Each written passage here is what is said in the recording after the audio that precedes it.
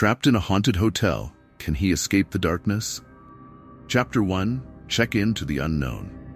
As I stepped into the grand lobby of the Crescent Hotel, a sense of awe washed over me, mingling with a twinge of anxiety that crawled up my spine. The marble floors glistened beneath the soft glow of crystal chandeliers, their brilliance reflecting off the ornate moldings that framed the high ceiling. The scent of polished wood and aged leather enveloped me, creating an atmosphere steeped in history and luxury. It was beautiful, almost too beautiful. I took a deep breath, trying to dispel the knot of unease tightening in my stomach. I had arrived at this storied hotel, perched on the outskirts of a quaint town, in search of solace. My life had become a whirlwind of deadlines, pressures, and expectations that left me gasping for air. I needed an escape, a momentary reprieve from the cacophony of my daily routine. The Crescent Hotel had beckoned to me from its faded brochure, promising comfort and a touch of the extraordinary. What I hadn't anticipated was the weight of its past, which hung like a fog, palpable and oppressive.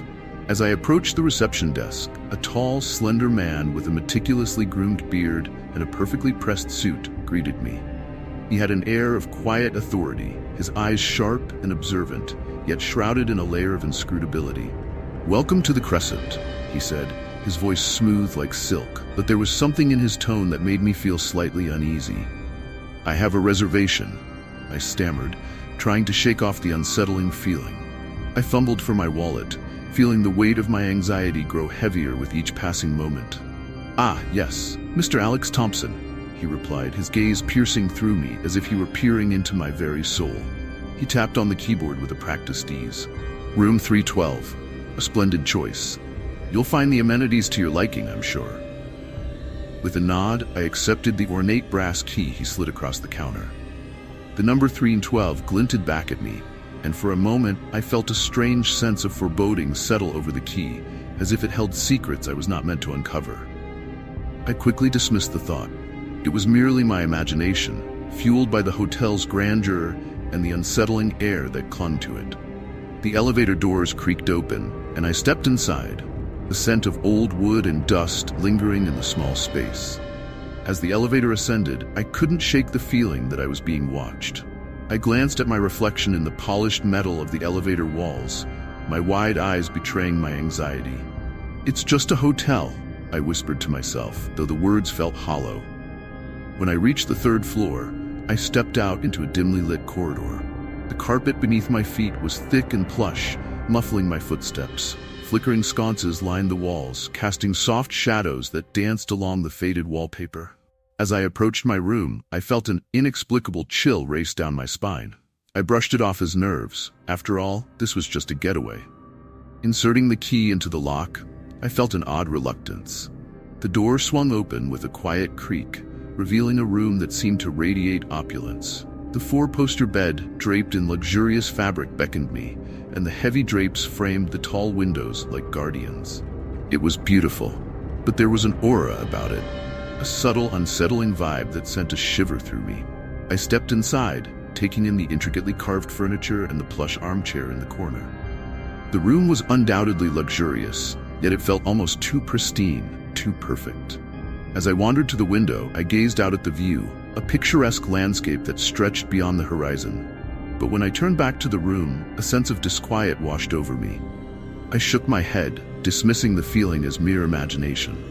Just then, a soft knock startled me, and I opened the door to find the hotel manager standing there, his expression unreadable. "I hope you're settling in well," he said, his eyes narrowing slightly as he assessed me.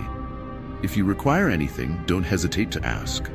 "Thank you," I replied, trying to read his face for any hint of the hotel's history.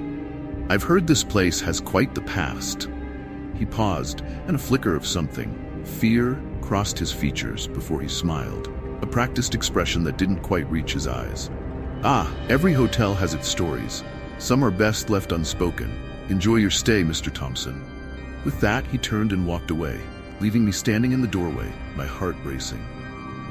As I closed the door, I felt a growing sense of unease. The walls seemed to loom closer, as if they were inching in, but I shook off the feeling. "It's just a hotel," I muttered again, attempting to convince myself that I was overreacting.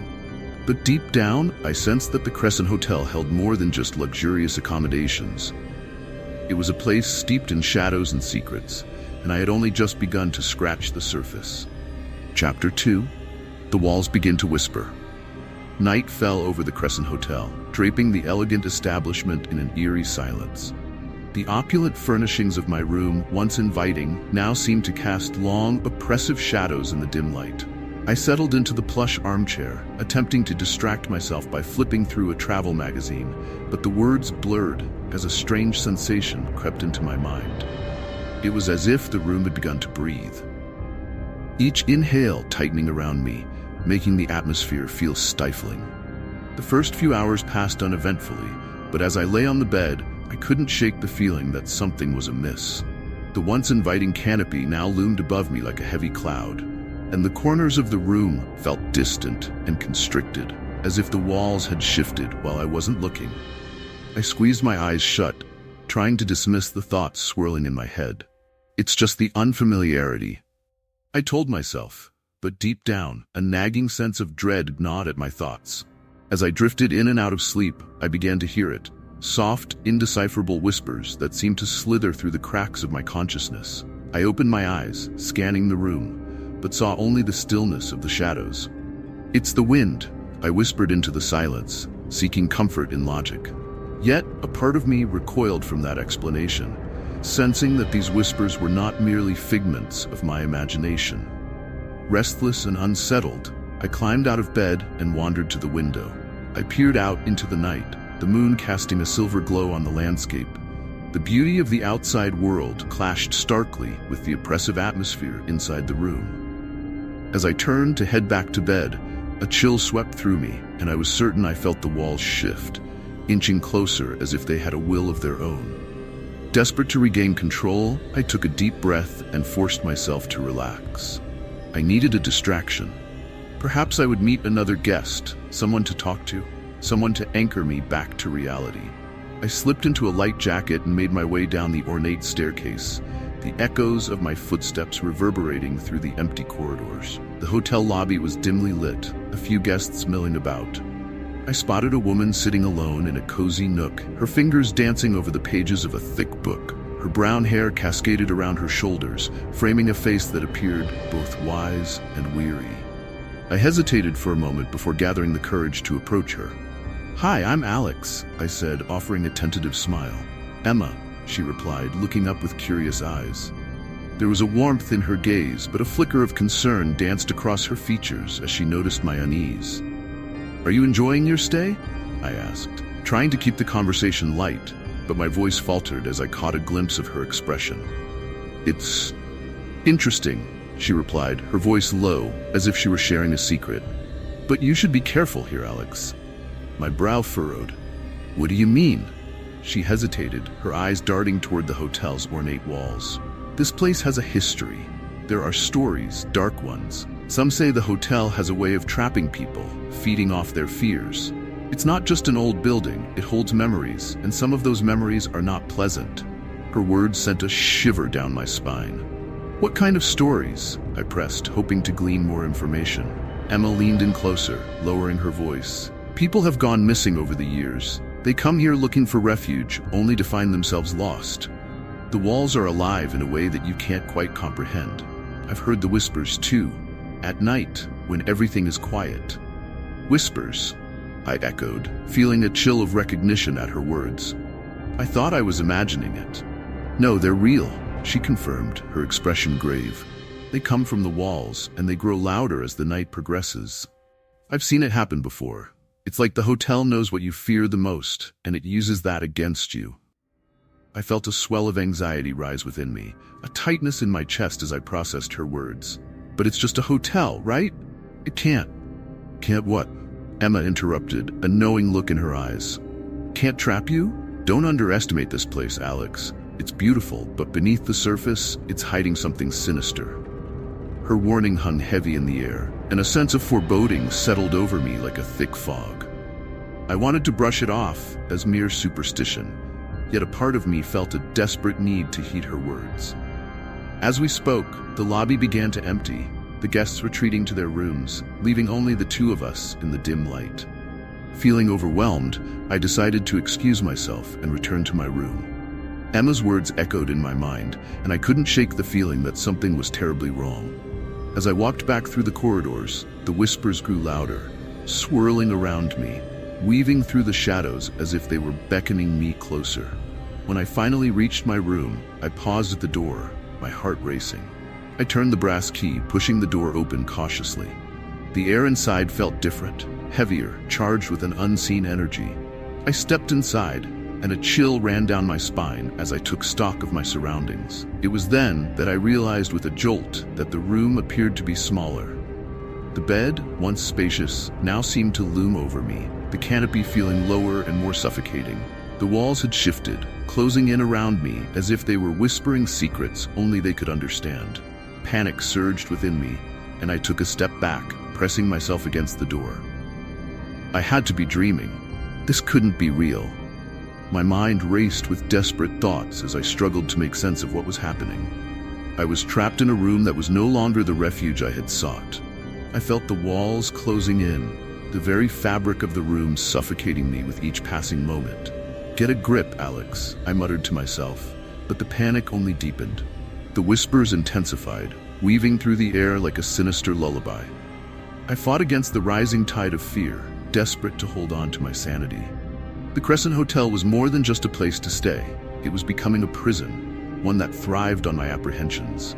The night loomed before me, dark and foreboding, and I had no idea how I would survive until dawn. Chapter 3: Echoes of the Past.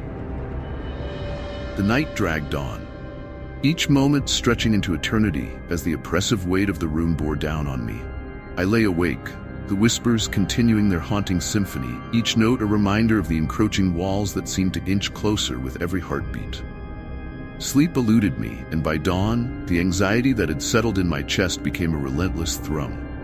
Desperate for answers, I resolved to explore the hotel's history, to uncover the secrets hidden beneath its lavish facade. As sunlight filtered through the heavy curtains, I dressed quickly, the sense of urgency propelling me forward. I made my way to the hotel's library, a hidden treasure trove I had noticed on my arrival. The polished wooden door creaked ominously as I entered, the air thick with dust and the scent of aged paper. Rows of leather-bound tomes lined the shelves, each promising tales of the hotel's storied past. I approached the nearest shelf, running my fingers along the spines, searching for anything that might shed light on the mysteries surrounding me. A particularly worn book caught my attention. Its cover, faded and cracked, bore the title, The Crescent Hotel, A History of Elegance and Enchantment. My heart raced as I pulled it from the shelf and opened the brittle pages. What I found was chilling. The book chronicled not only the grandeur of the hotel, but also its dark underbelly. Scattered throughout the pages were accounts of guests who had come seeking refuge, only to vanish without a trace. The hotel had once been a site for occult practices, rituals performed under the guise of opulence. The echoes of chants filled the air, and the descriptions of dark ceremonies sent shivers down my spine. Each ritual was said to be performed to ensnare the souls of unsuspecting guests, feeding off their fear and despair. I flipped through the pages, absorbing the words that seemed to leap out at me. It became clear that the very fabric of this place was woven with sorrow and dread. The rituals focused on exploiting emotions, drawing energy from the anguish of those trapped within the hotel's grasp. The more I read, the more I realized the sinister connection to my own predicament.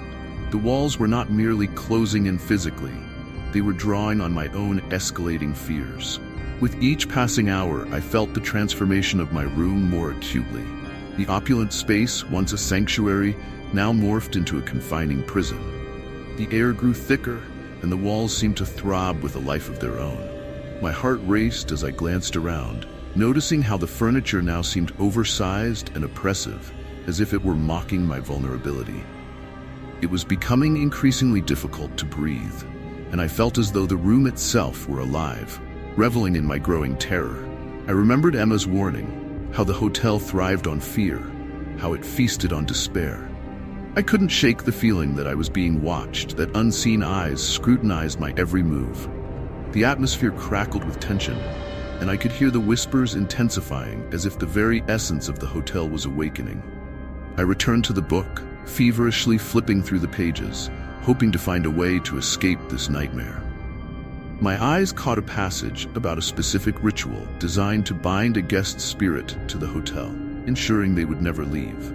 It was said that those who participated in the ritual would be confronted by their deepest fears, manifesting as tangible entities that tormented them until they were consumed by their own despair. The realization struck me like a bolt of lightning. I was living the ritual. I was becoming part of the hotel's dark history. The walls whispered my fears, twisting them into grotesque shapes that loomed larger with each night I spent here. It was feeding on my terror, reveling in my psychological unraveling. The climax of my distress came suddenly. I felt an overwhelming pressure surrounding me, a tangible force constricting my throat and chest. The walls appeared to pulsate, inching closer as if intent on smothering me. I gasped, backing away until I felt the cool surface of the bookshelf against my back. Panic surged through me, a primal instinct to flee the confines of the room. "Get a grip, Alex," I muttered to myself, trying to summon strength from within. But as I stared at the shelves, the once familiar titles warped before my eyes, morphing into dark, twisted reflections of my inner turmoil. The very shadows seemed to writhe and dance, taunting me with their sinister play. With a surge of adrenaline, I stumbled out of the library and back into the hallway, desperate for escape. I dashed toward the exit, but the corridor stretched out before me, impossibly long and distorted. It was as if the hotel itself were shifting, denying my attempts to leave. I could hear the whispers echoing behind me, mocking my fear as they danced just beyond my grasp. The pressure built around me, constricting like a vise. My heart raced, a frantic drumbeat against the silence of the hallway. I couldn't let the hotel consume me. I couldn't be another lost soul trapped within its depths. The stories I had read echoed in my mind, a cacophony of dread that urged me to fight against the inevitable. I knew I had to confront the darkness head-on. If the room was feeding off my fear, then perhaps facing it could weaken its grip. I turned back toward my room, steeling my resolve as I stepped over the threshold once more. The whispers surged to a crescendo, and the walls closed in around me, but this time, I stood my ground. "Enough!" I shouted, my voice cutting through the oppressive atmosphere. "You will not have me!" I felt a surge of defiance rising within me, a flicker of hope igniting in the darkness. As I faced the room, the shadows seemed to recoil for a brief moment, and the whispers quieted. I had to dig deeper, to uncover the true source of the malevolence that sought to imprison me. The echoes of the past surrounded me, and I was determined to confront them, to unravel the threads of fear that bound me to this place. But even as I stood there, my heart pounding, I could feel the walls inching closer once more, a grim reminder that my battle had only just begun. Chapter 4: The Bargain of Shadows. My heart raced as I paced the dimly lit confines of my room, the air thick with a palpable tension that mirrored my own spiraling anxiety. I needed answers, and the looming sense of dread compelled me to confront the hotel manager once more. Perhaps he held the key to understanding the sinister forces at play, and I had to learn what I was truly up against. I stormed down the hallway, the ornate carpet beneath my feet seeming to ripple like water. Each step echoed in the silence, amplifying my determination as I reached the grand reception area. The hotel's lobby, once a sight of opulence and elegance, now felt suffocatingly ornate, its beauty tainted by an undercurrent of malice. As I approached the front desk, I found the manager engrossed in paperwork, his sharp features betraying nothing of the secrets that lay beneath the surface. His eyes met mine, a flicker of recognition passing between us, but he quickly masked it behind a professional demeanor. "Good morning, sir. How may I assist you today?" he inquired, his tone overly calm, as if he was attempting to placate a storm brewing within me. "Listen, I need to talk to you about my room," I began, my voice taut with urgency. "Something is terribly wrong. The space is shrinking, and I hear whispers." "Whispers," he interrupted, a faint smile curling on his lips, almost amused. "You must be tired, Mr. Daniels. The hotel has a way of playing tricks on those who aren't accustomed to its atmosphere. I assure you there is nothing to be concerned about." I bristled at his dismissive attitude. "You can't be serious." This place is haunted or something. You know about the dark rituals, don't you? You can't deny that something sinister is going on here. His demeanor shifted slightly, a glimmer of something darker lurking behind his polished facade. The past is often better left untouched, Alex. Some things are better left to fade into memory. His refusal to acknowledge my fears only fueled my frustration. You can't just pretend this is all in my head. I'm running out of time. I felt the walls tighten around me, closing in as though the hotel itself was in agreement with the manager's denial. With a sharp exhale, I stepped back, the weight of his silence pressing heavily on my chest. I had hoped for guidance, but he offered only cryptic evasions. As I turned away in despair, my gaze caught Emma leaning against a nearby column, her expression a mix of concern and resolve. "Alex," she said softly, her voice cutting through the haze of my turmoil. "You're not alone in this. I've experienced the same things." Her words hung in the air, inviting me to delve deeper into her knowledge of the hotel's dark underbelly. "What do you mean?" I asked, feeling a surge of curiosity alongside my dread. Emma stepped closer, glancing around as if the shadows themselves might eavesdrop on our conversation. "I've heard the whispers, felt the room closing in. I was fortunate enough to escape, once." Her eyes bore a haunted look, memories flickering behind them like fading embers. "But the price I paid was steep." "What do you mean by price?" I pressed, anxiety knotting my stomach. I had a growing suspicion that she was about to reveal something crucial. "There's a way to bargain with the darkness," she replied hesitantly. "A dark bargain that might free you from this nightmare." I swallowed hard, my heart racing. "What kind of bargain?" "It's not easy to explain, but you have to understand. It involves a sacrifice." Emma's gaze turned serious, a hint of warning lacing her words. "You may have to give up a part of yourself, something essential, to break free from this cycle." A chill ran down my spine. The thought of losing a piece of myself, the essence of who I was, struck fear deep within me. "How do you know this will work?" I asked, wrestling with the moral implications of such a choice. "What if it makes things worse?" Emma's expression softened, and she took a step closer, lowering her voice. "I wish I could tell you there was a guarantee, but I know firsthand that the hotel feeds on fear and desperation. If you don't confront it, it will consume you. You have to decide if you're willing to risk everything to escape." Her words weighed heavily on my mind, igniting a whirlwind of conflicting emotions. The fear of losing myself clashed with the urgent desire to break free from the hotel's grip. I was trapped in a nightmare that threatened to swallow me whole. Yet the idea of making such a sacrifice sent tremors of dread through me. As the conversation faded, the reality of my situation pressed in on me once again. I could feel the room closing in, the walls seeming to pulse with an insatiable hunger. Desperation clawed at my insides, urging me to act, yet the moral implications of Emma's revelation paralyzed me. "Emma," I began, desperation lacing my voice. "What do I have to do?" She hesitated, glancing around as if the very shadows might be listening. "The ritual is complex. You must confront the fears that bind you, lay them bare before the darkness. In doing so, you may be able to strike a bargain that weakens the room's hold over you." "What if I can't face them?" I asked, my throat dry. "What if I fail?" "Then you risk becoming another lost soul, trapped within these walls," she replied softly. "But you're stronger than you think. I can help you, but the choice must ultimately be yours." The tension in the air thickened, and I felt the room shrink around me, a sinister reminder that time was running out. I looked into Emma's eyes, searching for reassurance, but instead found a reflection of my own fear. The decision weighed heavily on me. I was teetering on the edge of a precipice. Suddenly, the walls seemed to groan, echoing my internal struggle. I clenched my fists, the urgency of my predicament sparking a flicker of resolve. "I'll do it. I'll confront my fears. I have to try." Emma nodded, determination flooding her gaze. "Good. We'll do it together. But know that the darkness will fight back.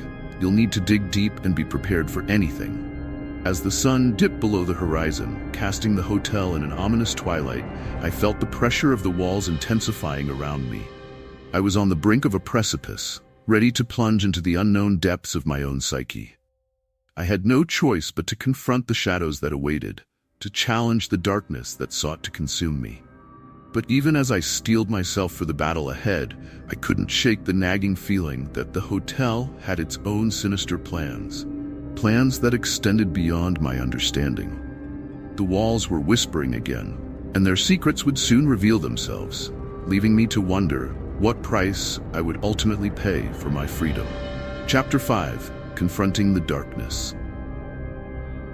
The air was thick with an ominous stillness as I prepared for the confrontation that would determine my fate. The hotel room, once a haven of luxury, had morphed into a claustrophobic prison, its walls inching closer with each passing moment. I stood in the center of the space, my heart pounding like a war drum, every beat echoing my resolve to face the shadows that had haunted me since my arrival. I had made my decision. There was no turning back now. Emma's words echoed in my mind, urging me to confront the darkness within myself, to face the very entity that thrived on my fears. As I took a deep breath, I felt the energy in the room shift, an unsettling sensation that sent chills down my spine. "Show yourself," I shouted, my voice trembling but defiant. "I know you're here." At first, silence enveloped me, a suffocating blanket that intensified my anxiety. But then, the low hum began to resonate in the air, vibrating through the very walls, as if the room itself were alive. The shadows deepened, swirling in response to my challenge, and I sensed a presence forming before me. A dark silhouette that slowly took shape, its features obscured by the gloom. "Ah, Alex," it whispered, the voice dripping with malice and mockery. "You've come to play. How quaint." I gritted my teeth, summoning the courage I needed. "You're not real. You're a manifestation of my fears, my regrets," I shouted, trying to drown out the terror that clawed at my mind. "Am I?" it replied, laughter echoing through the room like thunder. "Or am I merely a reflection of the darkness that resides within you? You created me, Alex. Your avoidance birthed this prison." The words struck like a dagger, a bitter truth I had tried to deny for far too long. The entity took a step closer, and the walls creaked ominously, the space growing even tighter around me. "You've hidden from your mistakes, your pain, but I am here to remind you, you cannot escape the consequences of your actions." I felt the room shrink further, the oppressive weight of my past bearing down on me, pressing me into submission. "No," I cried, desperation clawing at my throat. "I won't let you win. Will you not? You can't even face your own truth." It sneered, its form shifting in the dim light, morphing into haunting images of my past. Regrets I had buried deep, memories I had long tried to forget. Each illusion flashed before my eyes like a projector displaying my greatest failures. The friendships I had lost, the opportunities I had squandered, the moments I had run from in fear. With each image, I felt the room constrict even more, the air growing thick and suffocating. I could hardly breathe as the weight of my history threatened to crush me. But amidst the chaos, a flicker of realization sparked within me. The entity was right. It was a part of me, born from my avoidance, from my inability to confront the shadows lurking in my mind. "I accept it," I said, my voice steadier now, rising above the turmoil. "I accept my mistakes, my failures. I will no longer hide from what I've done. You don't define me." The darkness recoiled momentarily, and I felt a shift in the energy around me, as if my declaration had created a ripple through the oppressive atmosphere. "You think acceptance is enough?" It hissed, its voice low and menacing. "You're still afraid. You're still trapped." "Maybe so," I replied, determination surging within me. "But I'm not going to let that fear control me anymore." In that moment of clarity, I understood that the room was not just a physical space. It was a manifestation of my own psyche.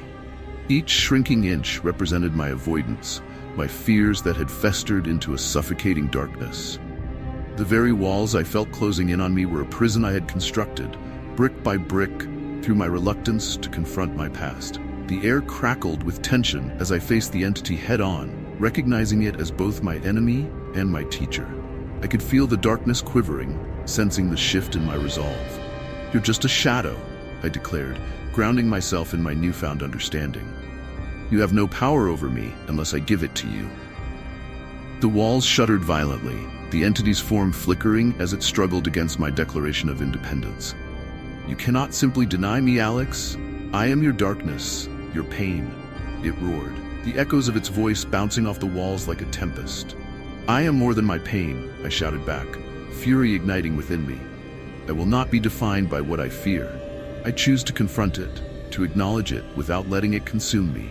With each word I spoke, I felt a surge of power, my confidence radiating into the space around me. The shadows shrank back, and I could see the entity falter, its form losing solidity as my acceptance dismantled its hold on me. "Foolish boy," it screeched, desperation tainting its voice. "You think this is the end? You think you've won?" "I know it's just the beginning," I replied, feeling the walls shift around me. "I've faced my fears and I will continue to do so. You are nothing but a fragment of my past. I have the power to change my future." With that declaration, I summoned all the energy within me, focusing on breaking the cycle that had imprisoned me for so long. The room quaked, and as the walls trembled, I envisioned them shattering, each fragment of darkness falling away as I reclaimed my space. In that climactic moment, I felt a weight lift, the shadows dissolving into wisps of smoke, retreating into the corners of my mind. I stood tall, breathing in the fresh air that replaced the stagnant, suffocating atmosphere.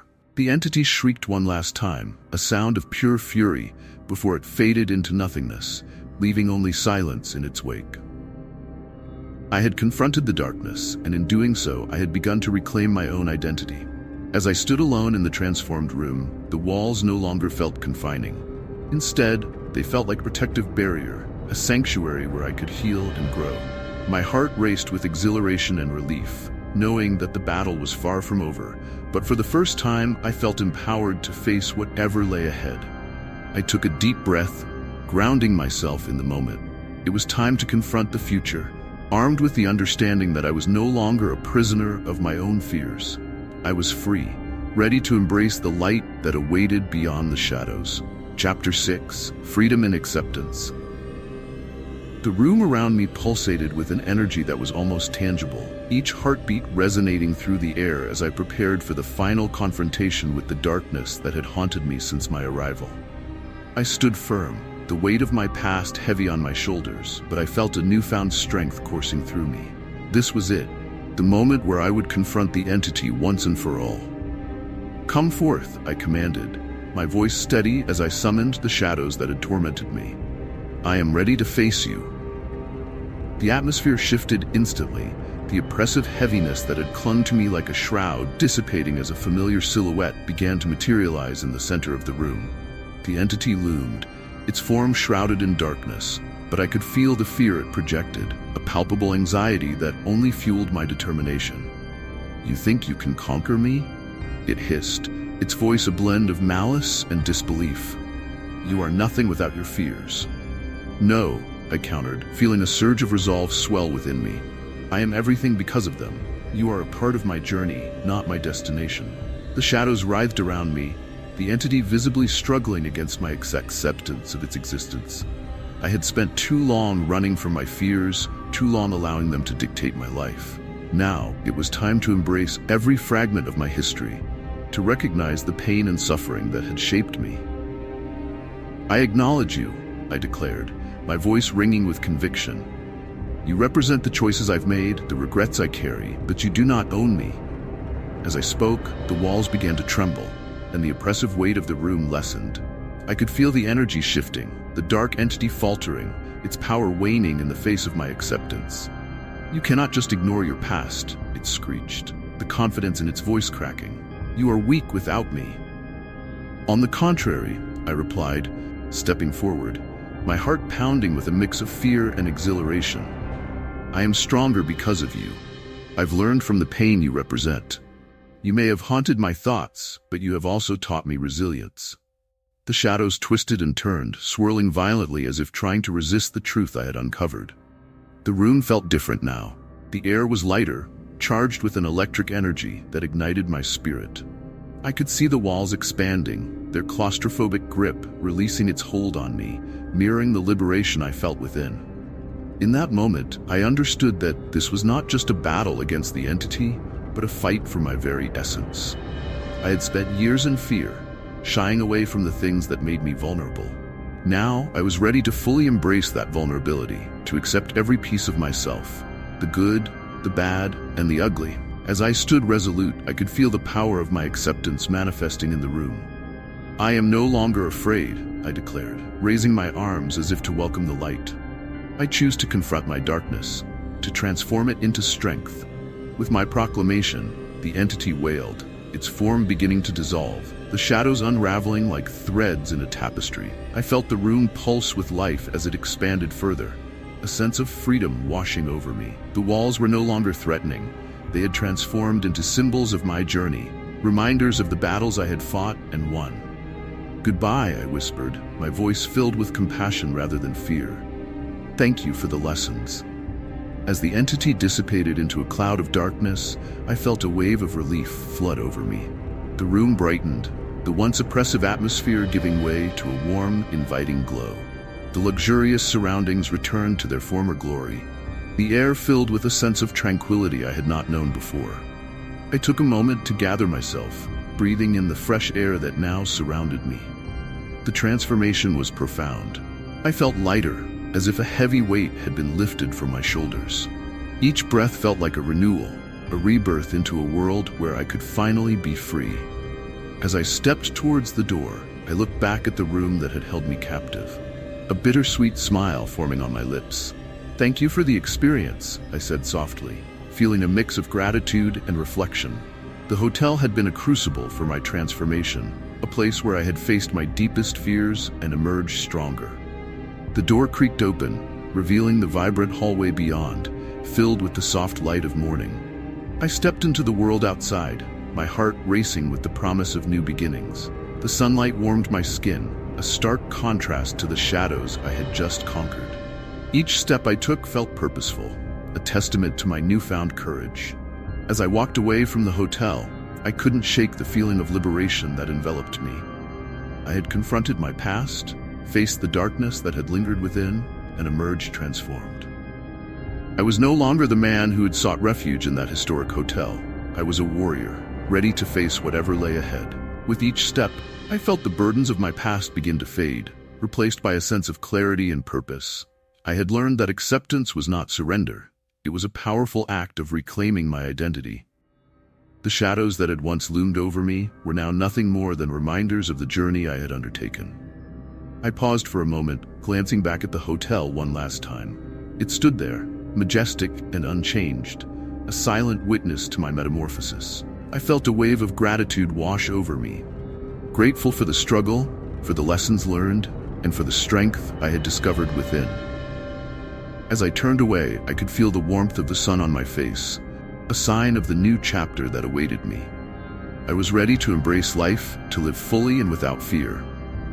And with that realization, I stepped forward into the bright future that lay ahead, leaving behind the echoes of my past and welcoming the promise of new beginnings.